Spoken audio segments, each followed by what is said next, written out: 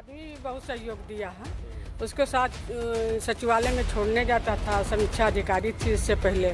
आलोक ने बहुत उसकी मदद किया है। 3 बजे मैं जाके उसको जगाती थी पढ़ने के लिए, तो कहती हाँ आंटी उठ गए हैं। जो भी पेपर दे के आती थी वो मेरा पैर छूती थी। सारे अपने पत्नियों के घर बुला रहे हैं इतनी से बात के लिए। सोशल मीडिया पर इतनी चर्चा तो नोटबंदी की नहीं हुई थी जितनी ज्योति मौर्य और मनीष दुबे की लव स्टोरी को लेकर हो रही है। ये चर्चा इसलिए भी हो रही है क्योंकि आलोक मौर्य जो कि सफाई कर्मचारी हैं, बताया जाता है कि उन्होंने मेहनत और मजदूरी करके ज्योति मौर्य को एसडीएम के पद तक पहुंचाया है। हमारे साथ बातचीत करने के लिए आंटी जी मौजूद हैं।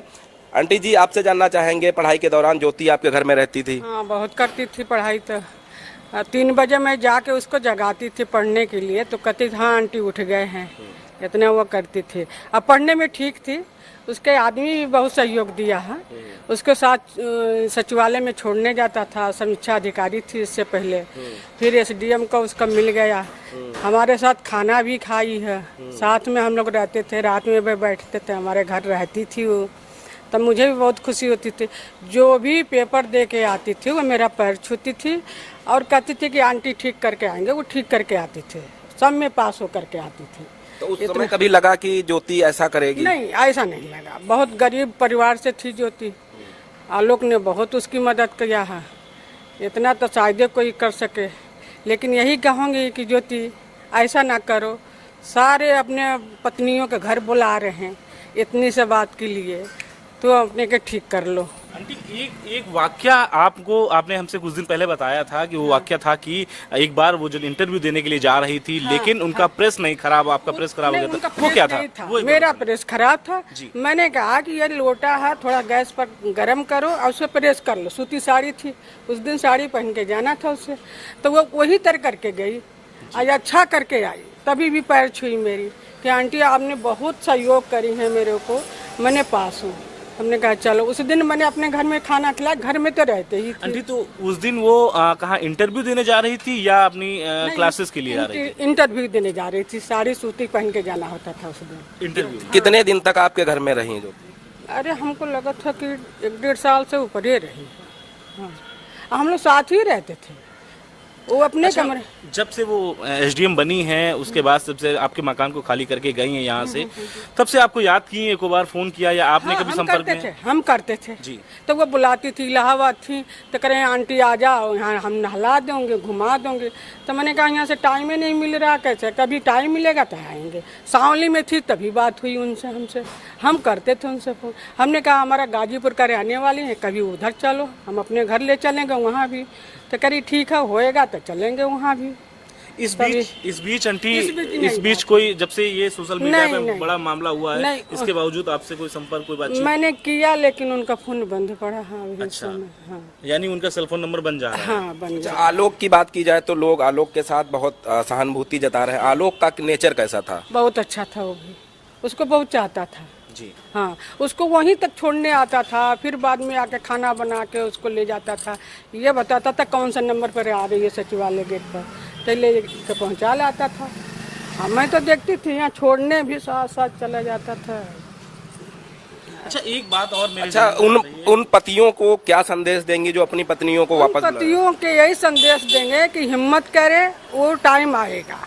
हाँ, अगर पढ़ाई ना छोड़ावे, वो टाइम आएगा, फिर से आएगा। ज्योति अपने पति को अपना लेगी और सही से फिर अपने घर में रहने लगेगी। संदीप जी भी कोई सवाल कर रहे थे? एक मेरे सवाल एक जहन में आ रहा था कि जैसे जब वो पति पत्नी साथ में रहा करते थे, यहाँ पे आपके घर पे रहते थे, तो कभी आपस में कोई टकराव, कोई ऐसी बातचीत जो कभी, क्योंकि आप लोग साथ में रहती थी, तो कोई बीच में कोई आवाज आती थी? नहीं, कोई ऐसा आवाज नहीं आता। तब बहुत अच्छे से रहते थे।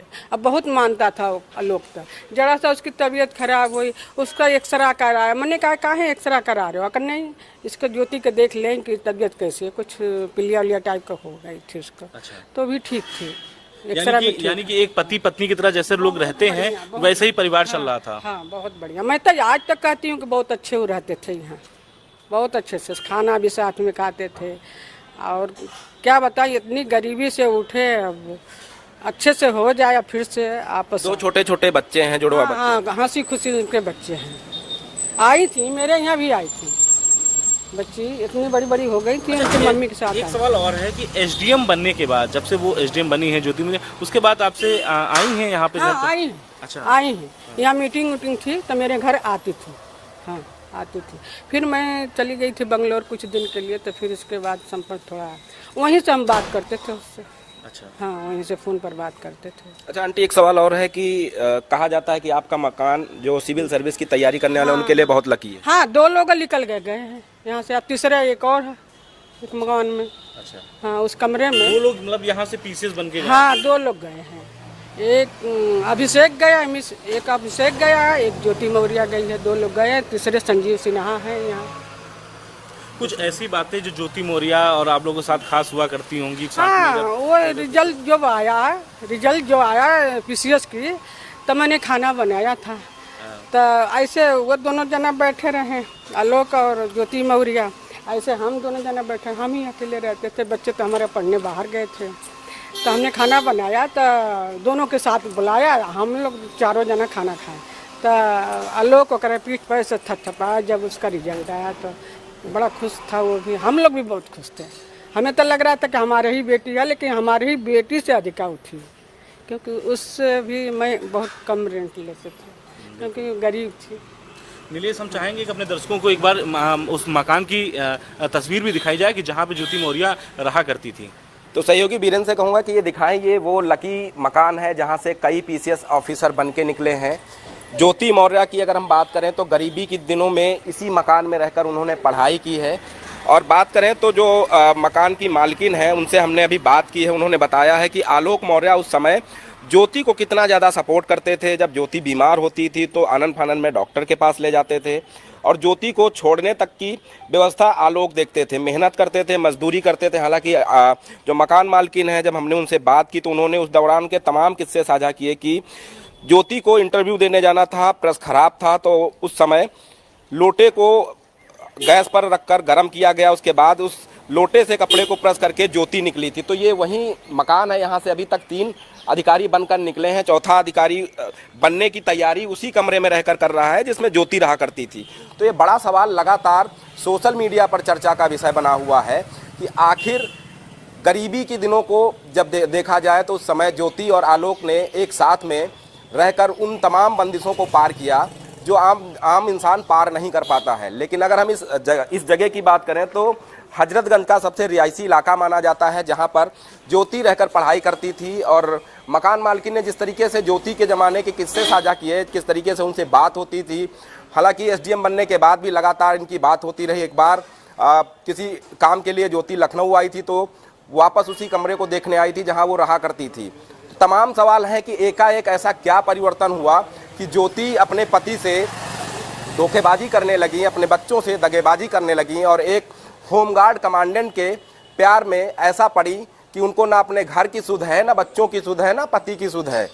हालांकि ये जो विषय है वो सोशल मीडिया पर बहुत तेज़ी के साथ वायरल हो रहा है, चर्चा का विषय बना हुआ है, लोग रील्स बना रहे हैं, मीम्स बना रहे हैं।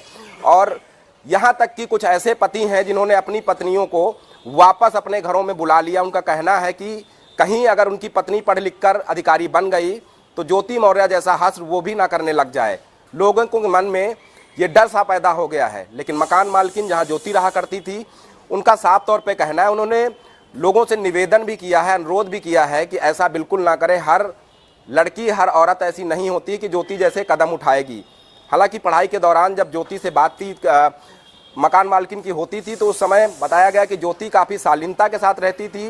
वो हमेशा कहती थी कि वो अपने पति का साथ नहीं छोड़ेंगी, क्योंकि जिस तरीके से मेहनत और मजदूरी करके आलोक उनको पढ़ा रहा है, वो कहीं ना कहीं आने वाले दिनों में जब वो अधिकारी बनेंगी तब भी उन्हीं के साथ रहेंगे। लेकिन समय बदला, 2010 में शादी आलोक और ज्योति की होती है और 2023 आते आते दोनों में इतनी दूरियां बढ़ गई हैं कि अब ये पूरे देश में मुद्दा चर्चा का विषय बना हुआ है। फिलहाल देखना होगा कि इस पूरे प्रकरण में उत्तर प्रदेश शासन और उत्तर प्रदेश सरकार ज्योति मौर्य के ऊपर क्या कुछ कार्रवाई करती है, क्योंकि उस समय 2015 से अगर हम अभी तक के समय काल को देखें तो 8 साल का समय गुजर गया है।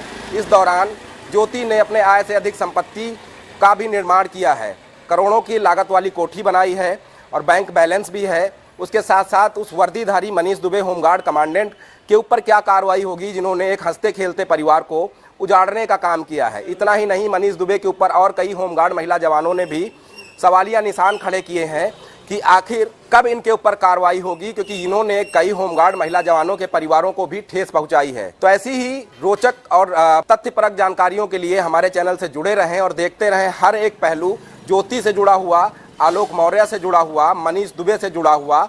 आने वाले समय में हम कुछ और ऐसी स्टोरी आपके सामने लाएंगे जो काफ़ी चौंकाने वाली होंगी, जो ज्योति मौर्य के चेहरे से पर्दा हटाने वाली होंगी, जो मनीष दुबे को बेनकाब करने वाले होंगी। तो हमारे डिजिटल प्लेटफॉर्म को ऐसे देखते रहें और आगे लगातार जारी रखें।